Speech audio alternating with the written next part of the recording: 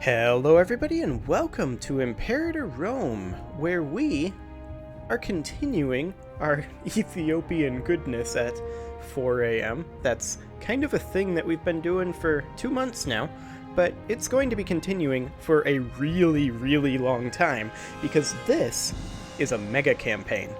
So we are starting in Imperator Rome. So let's hop in.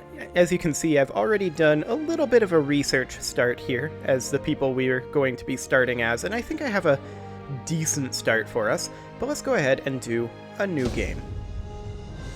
And we'll see how this plays out. It's been a couple weeks since I tried this last, I think, so I might not remember some of the finer points, but there's been a lot of changes. We're not going to be playing as any of these recommended nations. Get out of here.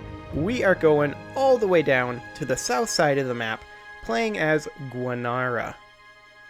Now, this is relatively close to the historical Ethiopian capital of Gondar, which is over here, which is actually impassable in Imperator. But we'll fix that later on, once we get over into Crusader Kings. This area over here we'll need to conquer, but, well, actually we may not, because we may surround it and it may be credited as us. But here are the general rules. Now, in Imperator Rome, it's largely going to proceed as normal. Once we go into Crusader Kings, however, there is no importer from Imperator to Crusader Kings, and I don't expect there to be one anytime soon with the level of changes that are being made to Imperator right now. With that said, we're still going to be importing from Imperator to Crusader Kings. I'm just going to have to manually create the nation with console commands once I get in game. So that's going to be a thing. That also means that essentially the world is going to jump ahead in time, because Imperator ends at what, like 49 AD? So it's going to jump ahead like 700 years. And in that time, we are going to not grow at all. And the world is going to change around us. I guess we just enter a period of stagnation. And then after that, we'll just play sequentially, since you can play sequentially from Crusader Kings to Europa and so on and so forth. We're just going to keep re-importing beyond that point until such a time as the entire world is conquered. Whether that be in Europa, Victoria, or Hearts of Iron, that's when we're going to do it. Once the entire world is conquered, then we jump into Stellaris and create ourselves an Ethiopian United Earth. Race, I guess you'd call it. Species. We'll be humans. But we'll create our civics, do all that, create our starting area, because we need to see what exactly our stations and ships start off as. And then we'll need to build those in Kerbal Space Program before we can go into Stellaris. And that will be exciting, I think. But this is going to be a long campaign, because then, in Stellaris, we're going for galactic domination. We need to control the entire galaxy for Ethiopia. Ethiopian Milky Way. That's what we're going for. And we're starting right here. With, what is this? 1, 2, 3, 4, 5 provinces. Technically they're cities in Imperator.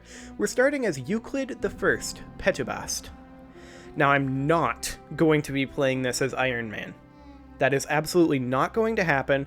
There's too many things that can go wrong with a mega campaign like this to use Iron Man. That is not happening. Instead, we're just going to be mostly hopping in with the default rules, but no Iron Man. We are also going to be on normal difficulty for this particular playthrough, at least in Imperator. I may crank that up later on as we get more and more powerful. That said, as we import,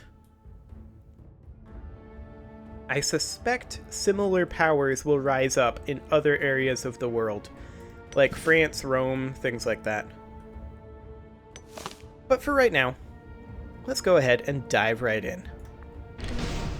Now, you'll immediately notice, if you've played any Imperator around the time of its launch, that things are substantially different. We've got political influence now instead of mana. We've got military experience. Stability is not like in Europa. It goes from 0 to 100, and 50 is where it rests. Aggressive expansion is up here, tyranny, war exhaustion, and legitimacy. So, first things first, let's put a commander in charge of this army, and I'm going to go for this guy. He's our best commander. And let's hop directly into our tech, and you will instantly notice that this is super different as well. So this works essentially like in, say, I guess I would say that this is most similar to a blend of the way tech works in Europa-ish and the way it works in Victoria. So over time, you put your points that you gain, which is currently we're gaining 1 research point. So over time, you put research points into each of these automatically. And once they level up, that unlocks inventions. And these you can buy with money. Now, I don't recommend spending all of your money on it.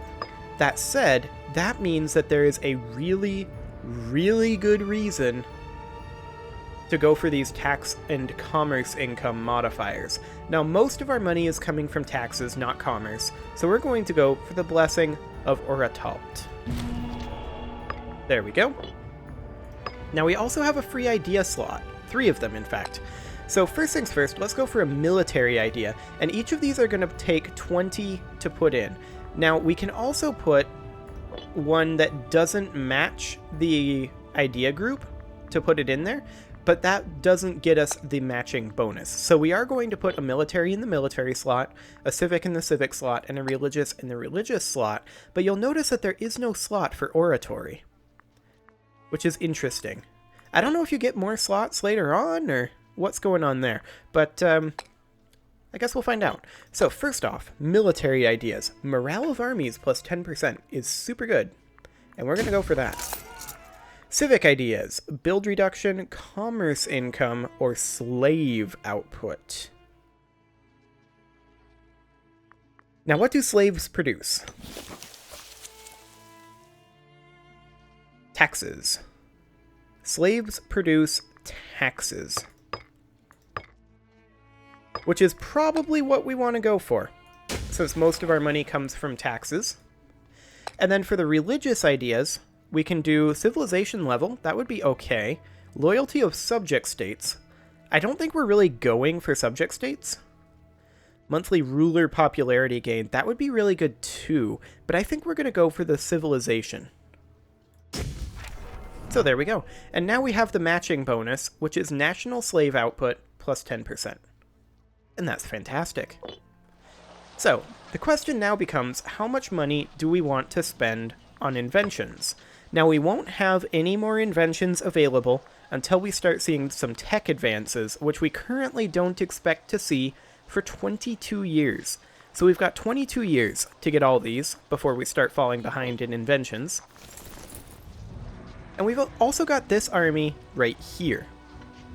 Now, it's currently 3 units of heavy cavalry, 3 units of light infantry. And if you recall, there isn't really a force limit in Imperator, that I know of anyway. If we head into our military tab here, you can see we don't really have a force limit. That's not a thing. It's just, it costs what it costs. If we can afford to maintain the army, then we maintain the army. So first things first, we're going to make this a little more balanced. So we've got 3 units of heavy cavalry, 3 units of light infantry, and I don't like light infantry, but if we hop into the trade goods map mode, you'll notice we have no iron. And there's no iron until you get up over here. So that's exciting. So we have no way to make heavy infantry, and I'm almost certain that no one is going to be trading trading iron anytime soon. But instead, let's go ahead and recruit in 3 units of archers. Like so. And you can see our supply limit here is currently 17. Over here it's 9, so we're probably going to be sticking around the 9 number for right now. Also, we can now drill armies. It makes them cost more money, but they do gain experience. There is a loyalty gain chance, but I actually don't really care about that. Like, this guy, we can keep him pretty loyal on his own. So, with that done, let's go ahead and get this army drilling. And let's look to what our immediate goals are. So we want to colonize down this way, obviously, but that means we need to take over Yiha and Adulia up here. Now, as I mentioned, I've done a test start of this before. The first time I did it was in the exploration mode for this current patch, and I played these guys and got wrecked by these guys. But this is a much better start over here, and it's also a more thematic start, I think, for Ethiopia. We can immediately make friends with Axum. We can just immediately offer an alliance, and they would immediately accept. Bam. They are our allies. Then, we can come over here to Yiha, and we can crush these guys. Now, we can't declare war on them immediately, because we need to fabricate a claim on them, which does cost half of our remaining political influence. But that's okay. We're going to do that. And we are going to work on this claim fabrication here, but that's going to take some time. Now, we have an unmarried ruler, so let's go ahead and arrange a marriage. And let's see, who's this? The Senuid family. This is actually a pretty decent match here, then. Let's see, 7 finesse, 3 charisma, 7 zeal. No martial, but that's okay. We'll go ahead and marry her, because she is part of the same family as our current leader, and I think that gives us a loyalty bonus? Maybe? Maybe. We'll find out. We are currently trying to siphon funds. I'm not sure why we're doing that, but whatever. Siphoning funds sounds like a good idea. So, we now have 64 wealth left, 64 gold, I guess we'll say. And it costs 4 gold per invention. So we can definitely go for learning on the job. This will get our starting experience up for these archers. There we go. Fantastic. Supply limit increase, that's going to be huge for us. Excellent. Import value, we're not really importing anything, although we can. We can import fish. And we can also import, let's go for, say, leather for the light infantry defense. That seems good. And we can also get ourselves a tax modifier, plus 5%. That seems great. A way to make back some of this money that we're spending on inventions. What else? Tribesman output will generally increase our manpower, which I'm not hugely keen on right now, since we're about 2/3 of the way to our cap. Claim fabrication speed would be good for this initial claim fabrication. Ultimately, this is something we want, so I'm going to grab that. Diplomatic reputation, omen power. We're getting money from our omens, so that's a good thing. In fact, all of these religious texts are pretty good, or rather inventions are pretty good. Army morale recovery, that's great, and herbalism, fantastic. And we can get one more. And I'm leaning towards the tribal reserve just to build up our manpower. Manpower is a big issue in Imperator, much more than in, say, Europa. So that's going to be an important thing to do. But this is our starting position here, and we do currently have a bad research ratio. Because we don't have a sufficient number of citizens. That said, I think they changed it so that you can't really promote the citizens the way you used to be able to. Yeah, you can't really do that anymore. So that's just basically it is what it is, and that'll change over time. Because they changed the pop system in Imperator to be more like the pop system in Europa. So let's go ahead and tick forward a little bit, and we'll get these archers fielded.